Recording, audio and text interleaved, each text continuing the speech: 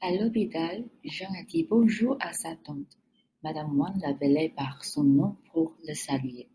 En général, on appelle les gens par leur nom, leur surnom ou leur titre.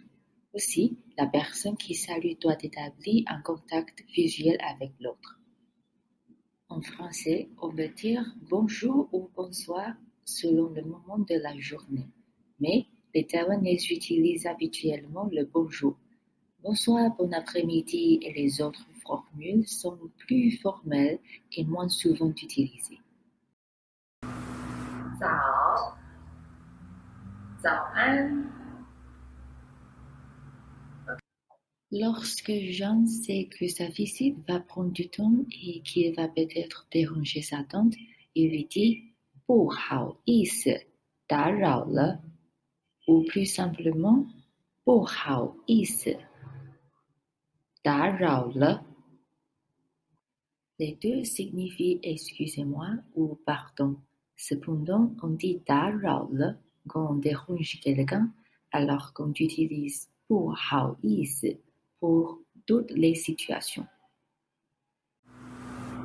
不好意思，打扰了。不好意思，打扰了。Comme Jean ne dérangeait pas sa tante, elle a dit 没关系. 没关系。您好，王经理。Comment vas-tu? En mandarin, c'est 你好吗? Il y a deux réponses possibles. Je vais bien et je ne vais pas bien. Pour je vais bien, 我很好. Pour je ne vais pas bien, 我不好. 你好吗？我很好，我不好。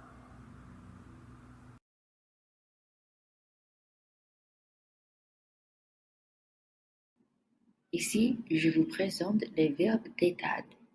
Ces verbes décrivent notre humeur ou notre condition. Être bien, occupé, content, joli, etc. Ce sont des adjectifs en français, mais on les utilise comme des verbes en mandarin. Par exemple, 他很忙。bon, on va apprendre de plus en plus dans les prochaines leçons. Si vous ne vous sentez pas trop mal, vous pouvez dire 我还不错. Je ne fais pas trop mal. 我还不错。Madame Wang était contente que son neveu soit venu de la voir. Donc, elle lui a dit merci, merci d'avoir d'être venu. 谢谢，谢谢你来。Alors, vous souvenez-vous comment répondre? Je vous en prie.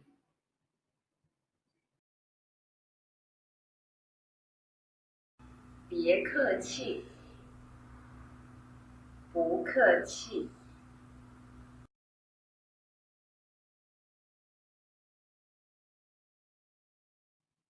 再见, c'est au revoir. Pour à la prochaine, on dit 下次见. 再见，下次见。Regardez le dernier caractère. 见, ça veut dire voir. Au revoir, on se voit à la prochaine.